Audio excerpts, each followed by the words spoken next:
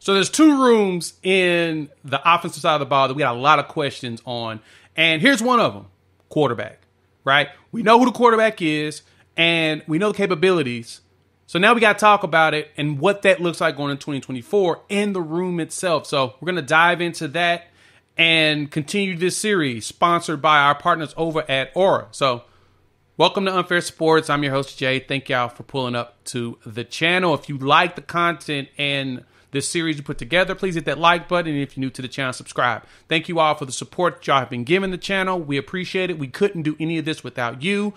And we're just trying to do our best to provide you some fun stuff to hang out and talk about while we wait for the season to come. We got a few months left. But let's look at the room going into 2024 of the quarterbacks. Talk about Jackson Arnold and everybody behind him. And let's see what things look like going forward. So let's hear from our sponsor of this video, Aura, and then dive into the quarterback room itself. Let's talk about all of your personal information all over the interwebs. Y'all know about that, right? Have you been getting a ton of spam calls and text messages as of late and trying to figure out why? I know I have. Well, most likely these data brokers out there have sold your information to scammers and spammers and anybody that would see value in your information. Yeah, it kind of makes you feel a little bit uneasy. I know when I did a search of my information, I saw my address, email, all kinds of stuff that had me a little nervous. Not gonna lie. That's why I've been leveraging Aura, our partner and sponsor for this video. Aura can identify data brokers exposing your information on the internet and submit opt-out requests on your behalf. Brokers are legally required to remove your information if you ask them to, but it's so difficult to get your information off of the internet. They do that by design, though. Aura also does so much more to protect you and your family. It's really easy to set up, and you don't have to download several different apps to get things like parental controls, antivirus, VPN, password management, identity theft insurance, and more. You get everything at one affordable price.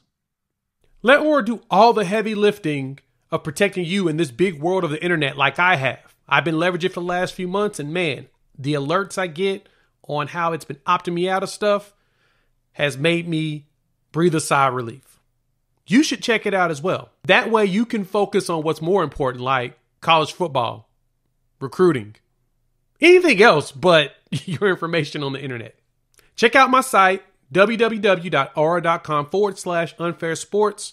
You can check out the link in the description below or the QR code here on the screen. Let them know that I sent you.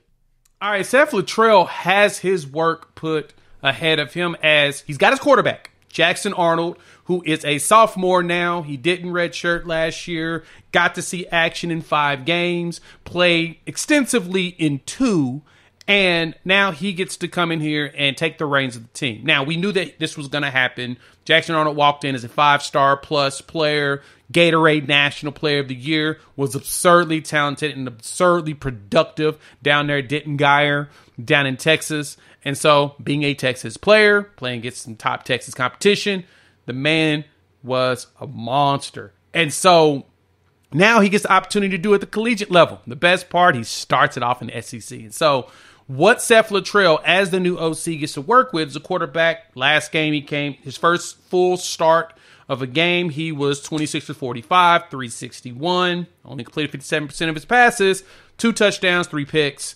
in that game against Arizona and Alamo Bowl. And of course, everyone knocks him for it. Yes, everyone. I have seen 247's Brad Crawford's top 25 quarterbacks in college football. And yes, I did see that Jackson Arnold was not on that list. And I'm going to say this right now. They're right for not putting Jackson on there right there. Now, I'm not saying that Jackson Arnold isn't good. Let me explain. By the end of the season, I expect Jackson Arnold in the top 10 on everybody's list. That's my expectation. But as of right now, still got to prove yourself, right? I can be a homer and say, oh, yeah, I think he's better than all of them because I do think he's better than the majority of the people on that list. But I need him to put those results on the field so people can say, oh, yeah, you were right that he is better than them. I don't have any definitive data that I can point to yet. And so all I can do is go off of my hunch and, you know, my feel and my football acumen and my football acumen, right? That's the only things that I can do. I can come off of and say anything I want. But until Jackson Arnold proves me right, all I can say is that, I got a hunch it's going to be good, right? I got vibes coming from here. But without that being said, Jackson Arnold gave us a lot of visuals in that Arizona game that says he has a very high ceiling. And the good thing is his floor isn't very low. Now, you may say, well, Jay, they lost 38-24. How is his floor not low? If those 2 fumbles didn't happen in the red zone, that's 14 more points. That's a tie game, right? Now, ifs and buts with candy and nuts, we'd all have a Merry Christmas, right? But at the same time, we got to also be realistic and contextualize this. Those fumbles don't happen, we scored because we were scoring at will in the red zone.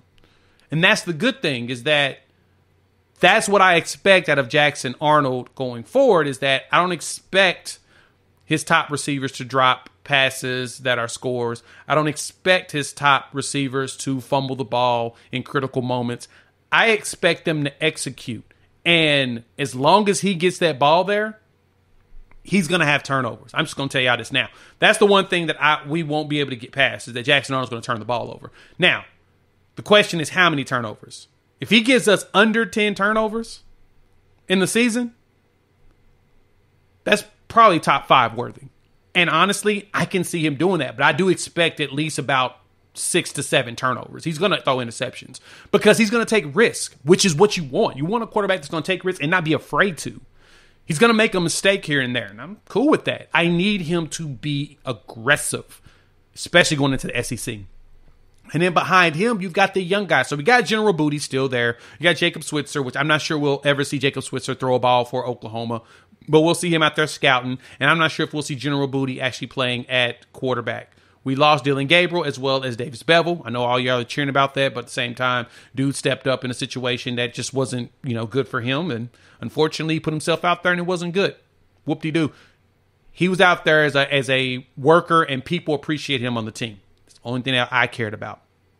But besides that, when you go further into the room, now you're bringing in the freshmen, Michael Hawkins and Brendan Zurbrugg, right? Hearing Michael Hawkins looks nasty out there as a freshman, right? His workouts in the winter, a lot of raving reviews. Heard Zurbrugg did well also, but I heard Michael Hawkins stood above everybody else. And so you've got talent behind him. Unfortunately, it's true freshman talent, but I'm cool with that. As long as he can catch a snap, look, and throw that bad boy. If he follows what the coaches tell him to do, if he can follow their blueprint, he'll be fine. As long as he had to do a lot of impromptu stuff initially, I'm good. Jackson Arnold-wise, though, I think he's going to be able to find. He'll be able to know how to make changes. He showed us he can do that in the BYU game on that drive where we sealed the game. He saw his play that was in front of him was to think he was going to run it, or he can make an adjustment based upon the way the defense is set. So he had like a couple of options there. He chose the option seeing where the corner was set, saw that Farouk had the inside, so he called his audible, got to Farouk. Farouk caught it, fell to the ground, got the first down, and guess what? We won the game. And so as long as he can manage games like that, as well as give us explosive plays, we've got a great chance of surprising everybody in the SEC. Right now, we're at 7.5, and I told y'all, I thought that was pretty fair.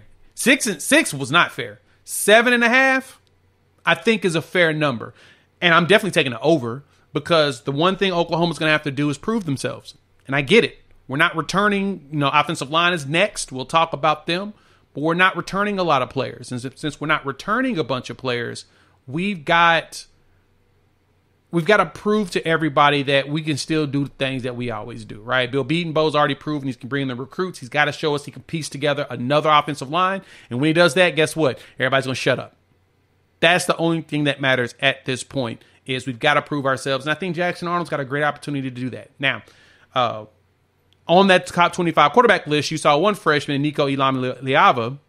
I think Iamaleava has a good opportunity to be one of the better players in the SEC. He showed us against Iowa that he was able to carve up a really good Iowa defense, even though Iowa doesn't even play offense. They punt the ball on first down so they can go ahead and get back on defense. He's able to carve them up, so he gave them a good look. We played against a really good Arizona team in that bowl game that was really good on both sides of the ball and shocked everybody that they were able to get to double-digit wins last season, right? So since that is the case, we cannot be surprised that Jackson Arnold, there's questions. There's not very many doubts, but there are questions, and that's fair. You play against a 10-3 team. It's fair that there are questions. So all we got to do is execute, and I believe Jackson Arnold will. And like I said, end of the season, Arnold will be a top 10 quarterback. That is the quarterback room. Hop in the comments. Let your boy know your thoughts. Who do you all think will be behind Jackson Arnold? Also, how many yards do you think he's going to throw for? Because I'm going to be honest. I think he goes for 4,000. I mentioned it in the running back room video. I don't think we run for 1,000 yards. I think we have a lot of runners, but I think that Jackson Arnold puts up most of the numbers this season. I think that he's going to end up giving us a Drake May type performance. I'm just hoping he doesn't have the Drake May mistakes, but I think I can see a Drake May type performance from him going forward. If you made it this far, like the content, please hit that like button if you're new to the channel, subscribe. Love for you to join this family of college football fans. We're talking a lot of OU football, SEC football, and college football in general. Having a blast doing it. So, YouTube says check out one of these videos. Highly recommend it for you. Keeping the series going. The playlist is going to be over here. You can see it. Go see all the rooms. We'll talk about more soon. Peace.